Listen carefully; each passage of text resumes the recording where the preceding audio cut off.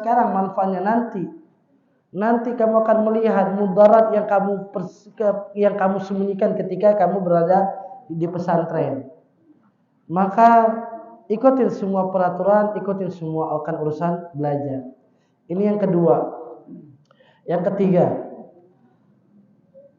ilmu yang manfaat bukan hanya sekedar belajar, tapi ilmu yang manfaat itu adalah dengan kamu khidmah. Tahu khidmah?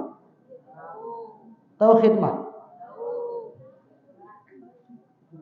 Apa khidmah? Bahasa sini apa ya? Apa khidmah? Kamu kalau ingin keberkahan ilmu bukan hanya sekedar belajar ilmu manfaat, tapi ingin keberkahan ilmu, kamu khidmah kepada guru, khidmah kepada kawan. Tahu khidmah? Tahu khidmah? Khidmah itu menjadi pelayan, menjadi apa ya bahasa sini ya?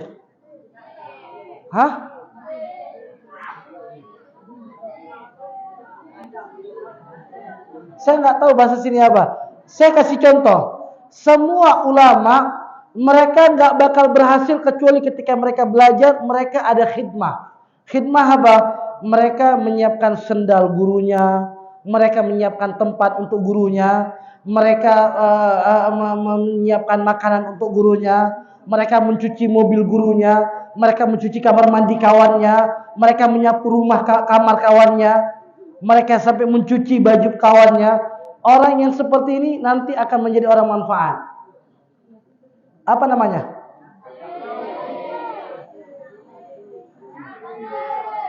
Tanzif. Apa?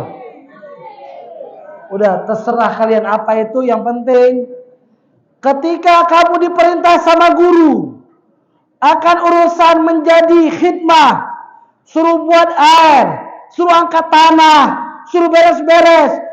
Ketika kamu menganggap saya mau belajar, kok saya disuruh-suruh, kamu manfaat ilmu dengan kamu lakukan itu.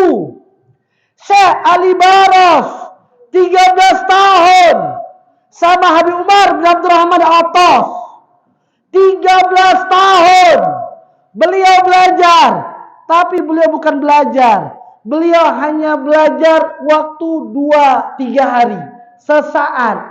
Selebihnya nyiapkan air, cuci pakaian, nyiapkan makanan, menyiapkan kendaraannya 13 tahun.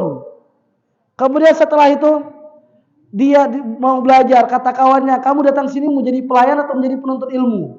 Orang tua kamu nitipkan kamu sini untuk belajar, kok kamu disuruh-suruh? Kok kamu jadi pembantu? Bagus seperti kami udah kita mahali, kami udah kita minhaj, kami udah kita i'anah. Maka tergerak hatinya dia, iya juga ya. Maka dia datang ke gurunya, Habib, saya mau belajar. Saya datang ke sini, disampaikan, saya datang sini mau belajar, tapi udah belasan tahun. Saya malah nggak belajar, saya jadi pelayan. Ketika dia mau dengar pelajaran, gurunya mengatakan, Ali Baros, siapkan minum. Ali Baros, cuci pakaian. Ali Baros, sapu rumah, sapu halaman, sapu pesantren. Tidak pernah diizinkan untuk mendengar ilmu. Ketika dah 13 tahun, dia mengatakan, kata gurunya, bawa sini kitab. Belajar kitab Bidayatul Hidayah, kitab Imam Ghazali, kitab anak TK kalau kita di Hadramut. Ketika dia buka 1 halaman, 2 halaman, kemudian gurunya satu waktu sakit. Gurunya Habib Umar ini ada pengajian kitab mahali yang diajarin guru-guru kelas tinggi, murid-murid kelas tinggi, yang mereka guru di pesantrennya. Kitab tertinggi, kelas tertinggi. Sehingga kata gurunya, suruh Ali Baros menggantikan saya. Kata yang satu ini, Habib, Ali Baros pembantu, kok bisa menggantikan antum? Ali Baros, dia kan pembantu, kok bisa menggantikan pengajian antum kepada Ali Baros? Suruh dia, panggil dia, panggil. Ketika disampaikan, Ali Baros, gantikan pengajian saya mahali, minhaj. Habib, gantikan. Saya baru belajar bidayah, bismillah. Perintah guru. Dia datang di halaqah. Ketika dia datang, dia buka kitab, semua dalam kitab itu di kepala dia. Yang dia jelaskan persis seperti gurunya jelaskan. Karena keberkahan daripada khidmah. Jangan sepelekan khidmah. Kamu sapu kamar, kamu bersihin pesantren, kamu merawat ini daya. Jangan kamu menganggap kamu pelayan, kamu pembantu, tapi kamu anggap kamu itu pelayannya Rasulullah, pembantunya Rasulullah. Sekarang kamu menjadi pelayan kawan-kawan kamu, tapi kamu yang akan berhasil suatu saat. Gak ada kita dapatin kawan-kawan kita yang berada di dapur, kawan-kawan kita yang menjadi pembantu di pesantrennya, ketika pulang mereka gak berhasil. Semuanya berhasil. Saya punya kawan 7 tahun, cuman urusannya dia pegang sendal gurunya, buka pintu mobil gurunya, pegang kitab gurunya, kemudian menjaga gurunya untuk buka pintu kamarnya dan sebagainya. Dia 7 tahun itu tugasnya dia. Pulang di Bali punya pesantren besar. Kalau beliau ngajar ribuan orang yang hadir karena keberkahan khidmah. Bukan kamu menganggap keberkahan itu hanya belajar, bukan. Tapi juga khidmah keberkahan daripada keberhasilannya kamu. Berapa udah? Berapa? Pesannya berapa udah? 3. Yang keempat, semua yang kamu lakukan dalam ini pesantren, semua yang kamu lakukan dalam ini pesantren, kamu lakukan belajarnya kamu untuk menyenangkan hati orang tua kamu. Kamu belajar niatkan menyenangkan hati orang tua dan juga gurunya kamu. Ini 4 kamu lakukan, insya Allah kamu akan manfaat dunia akhirat. Mudah-mudahan kita semuanya yang belajar ini pesantren, semua santri dan santriwati menjadi kader-kader ulama masa depan dan manfaat dunia akhirat, manfaat untuk seluruh umat, dan mudah-mudahan mendapatkan ilmu yang manfaat, dibukakan hatinya oleh Allah Subhanahu wa taala, dimudahkan akan urusan belajarnya, dimudahkan akan urusan hafalannya, dimudahkan akan urusan segala urusan hajarnya, dan mudah-mudahan Allah memberikan kemudahan dalam segi pemahamannya, dan mudah-mudahan kelezatan dalam segi belajarnya, dan juga mudah-mudahan Allah jadikan kita semuanya menjadi orang-orang pelayannya Rasulullah, khadimnya Rasulullah. Amin ya rabbal alamin. Saya sampaikan ijazah kepada semuanya. Ini amalan saya dapat dari guru saya Habib Umar bin Hafid. Tahu Habib Umar? Siapa? Habib Umar bin Hafid. Saya belajar sama beliau. Saya dapat ini amalan daripada beliau, yaitu beliau menyampaikan kepada seluruh santrinya, setiap setelah selesai sholat baca surat Al-Insyirah, pegang di hati. Surat Alam Nashrah Laka, saudara, pegang di hati. Setiap habis sholat, terserah mau di awal zikirnya, pertengahan atau akhir. Setiap habis sholat baca surat Al-Insyirah, pegang di hati. Tulang rusuk yang sebelah kiri paling bawah. Tulang rusuk sebelah kiri paling bawah. Pegang di situ, kamu pegang di hati. Kemudian kamu baca surat Al-Insyirah, Alam Nashrah Laka, saudara, wa wada'na ankawi wa alladzi anqadha wa rafa'na laka fa innamal usri yusra, innamal usri fa idza faragta fansab wa ila rabbika. Kamu baca setiap habis sholat. Kenapa? Supaya Allah bukakan hatinya kita.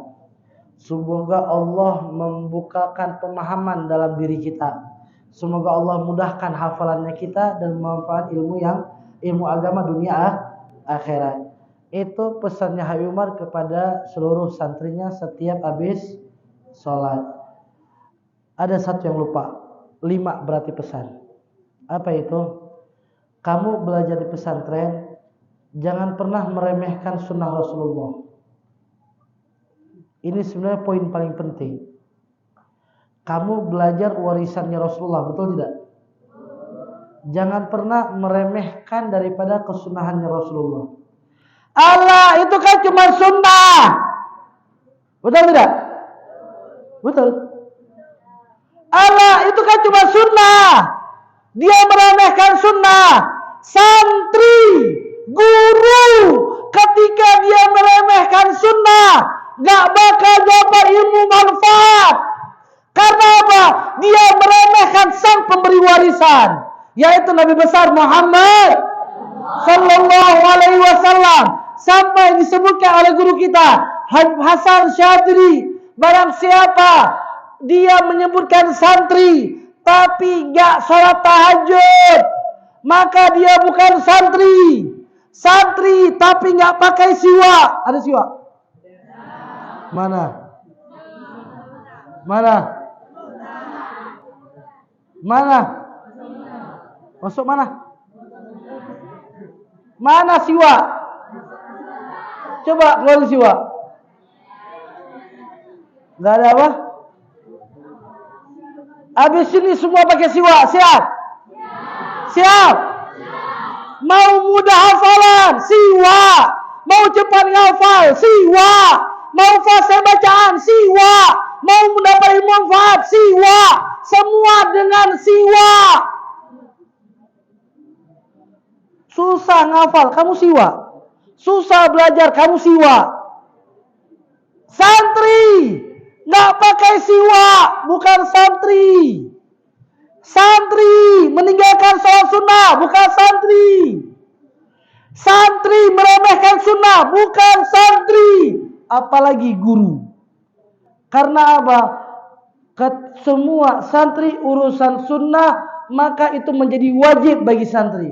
Kalau dia sunnah itu menganggap sunnah, apa bedanya santri sama orang awam di luar? Gak ada bedanya. Maka semua urusan sunnah, pesan saya yang kelima, semua urusan sunnah menjunjung tinggi kepada kita semuanya. Harus kita amalkan. Mudah-mudahan itu bisa kita amalkan semuanya. Amin ya rabbal alamin. Mudah-mudahan ini pesantren dan juga aktivitas daripada ini pesantren mudah-mudahan istiqomah ila yaumil qiyamah, yang memberikan hidayah, taufik inayah buat yang membantu ini pesantren, yang datang ini pesantren, dan yang buat perhatian kepada ini pesantren dan sekitarnya. Amin ya rabbal alamin. Walafu minkum, minta maaf kita sebesar-besarnya. Assalamualaikum warahmatullahi wabarakatuh.